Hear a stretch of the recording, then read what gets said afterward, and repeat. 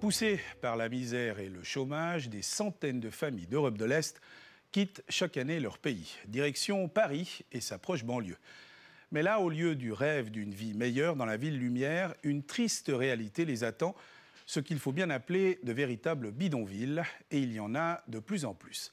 Reportage en région parisienne, Nadia Fares.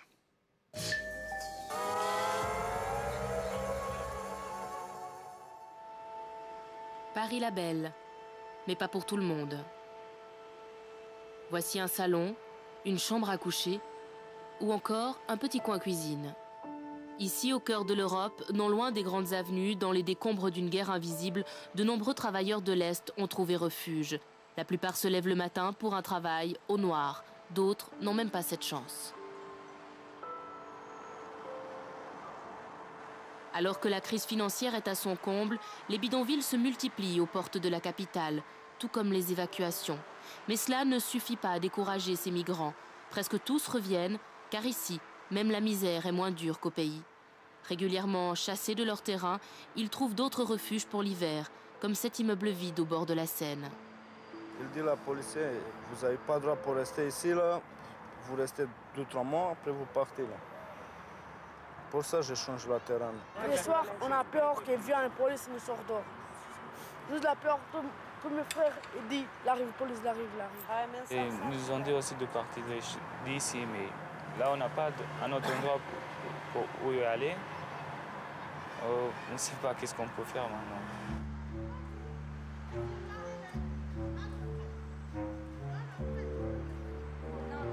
Coralie Guillot est assistante sociale. Elle a travaillé en Roumanie et s'occupe aujourd'hui des enfants des bidonvilles. Car sans domicile fixe ni carnet de santé, ces enfants n'ont pas la possibilité de s'inscrire à l'école. Ouais, toi, tu vas venir avec nous, il faut te faire un rappel. Ouais.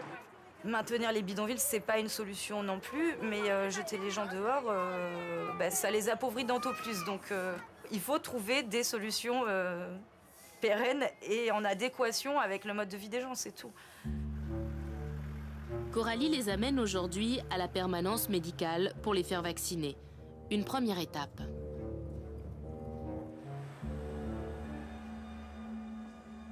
Pour les enfants, les grandes difficultés, c'est des enfants plus malades qu'ailleurs, parce que de toute façon, les conditions de vie sont telles que eux, c'est l'hiver, ils sont enrhumés toute la journée, ce qui fait partie des causes de non-fréquence à l'école.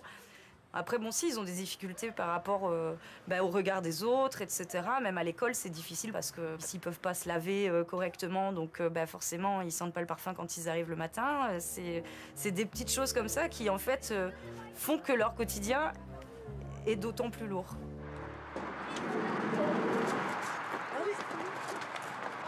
Il n'y a pas de chauffage, il n'y a pas d'électricité, il n'y a pas rien, il n'y a rien. Juste une chambre, il y a comme ça, on chauffait avec du bois.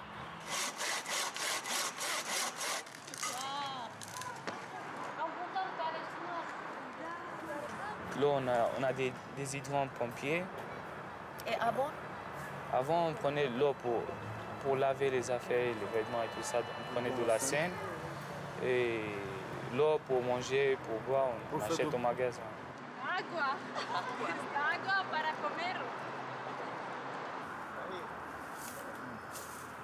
C'est pour nos enfants, pour jouer ici. C'est obligé, pour la santé. Là. Je n'aime pas vivre dans la misère. Là. C'est pourtant ce monde-là que les enfants retrouvent en fin de journée, avec en main un carnet de santé mis à jour. Aujourd'hui, on travaille avec 80 enfants à peu près, ici et dans d'autres places à Saint-Denis. Jusqu'au mois d'août, on était beaucoup à Saint-Ouen, mais le terrain que les gens habitaient a été évacué. Des 700 familles évacuées cet été, seules 80 personnes ont été admises dans un projet d'insertion. D'autres ont accepté de retourner au pays. Un retour humanitaire volontaire monnayé 300 € par adulte. Certains sont déjà revenus, d'autres suivront. Ces évacuations régulières compliquent encore le travail de Coralie. On se retrouve à faire un travail à moitié fait parce que de toute façon, on y va une fois de temps en temps. On essaye de scolariser les enfants petit à petit dans la mesure du possible. Mais c'est dommage parce que tout ce qu'on avait commencé avec ces gens-là, c'est cassé. Chaque jour, une brigade spécialisée dans l'assistance aux sans-abri parcourt les abords du périphérique afin d'identifier les nouveaux campements. Celui-ci existe depuis l'été dernier.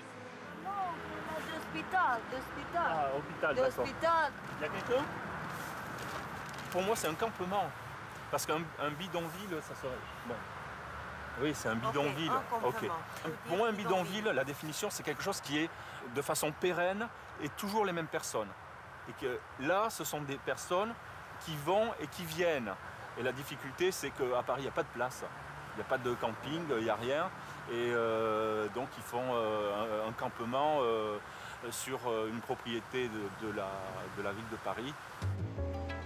Camping, campement, bidonville, ici, on joue sur les mots. Mais c'est bien la misère et la quête d'un travail qui dictent le va-et-vient de ces populations pourtant sédentaires. Pour le travail, il y en a ici. Et tu as du travail? Oui. Qu'est-ce que tu fais? Le bâtiment, carrelage. Tu fais ça en noir? Oui, la noire. Et combien on te paye? Combien par jour? Oui. 25 €. La préfecture de Saint-Denis a cherché des solutions et mis en place 3 villages d'insertion, sous l'impulsion du sous-préfet Olivier Dubault. Les cabanes ont laissé place à des caravanes et à des maisons préfabriquées, une première dans la lutte contre la pauvreté. Ce sont des villages temporaires, évidemment. Il n'est pas question de faire des villages de transit qui durent des années, où à l'issue d'une période de 3 ans, 4 ans, tous les adultes doivent avoir trouvé un travail et par conséquent intégrer le logement social. Réussir l'insertion, c'est aussi responsabiliser ces nouveaux locataires. Aujourd'hui, on encaisse les loyers. Chaque famille paye 30 € par mois. Venez me voir même quand vous ne pouvez pas payer le loyer. Nabil Bendami est chargé de la gestion locative de ces 3 villages. Il prête une oreille attentive aux problèmes des habitants et joue un rôle de médiateur. Et la quittance comme quoi vous avez bien payé le loyer. Merci beaucoup. C'est votre mari qui s'est battu dehors l'autre soir. Hey. Hein? Qui s'est battu avec le fils en face. De toute façon, j'ai prévenu le vigile que si jamais il y avait une autre bagarre qui se déroulait devant, c'est la police qui interviendrait et qui embarquerait tout le monde.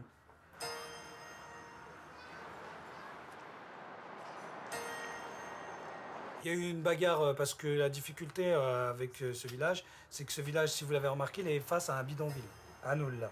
Donc en sachant que le face-à-face, c'est pas toujours simple à gérer, hein, parce qu'il y en a qui, une partie de leur famille vit de l'autre côté. Hein. Ça donne des conflits, je dirais que ça donne des jalousies à des moments donnés, hein, et que de temps à autre, quand ils se retrouvent dans la rue, il peut y avoir quelques frictions.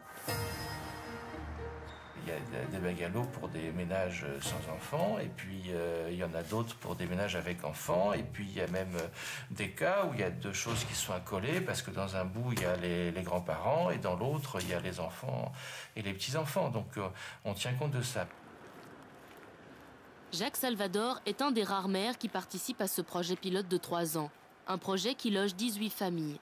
Après 1 année et demie, 12 de ces familles ont déjà trouvé du travail ou une promesse d'embauche. C'est mon ami. C'est bon maire. Voilà, tout ça parce qu'ils veulent des logements, vous voyez, ils disent qu'on est des bons maires. Comme c'est une expérience pilote, nous voulions qu'elle soit protégée. Et bien, protéger des intrusions, protéger du clanisme, protéger des interventions familiales extérieures, protéger du vandalisme, d'agression. Chaque résident peut recevoir 4 personnes et qui sont identifiées à l'entrée et que nous ne laissons pas rentrer. Ça n'est pas un lieu ouvert. Autrement dit, tout le monde ne peut pas rentrer ici. On est quand même dans une perspective de mettre à disposition des familles un environnement assez exceptionnel en contrepartie d'une forme de discipline d'habitation.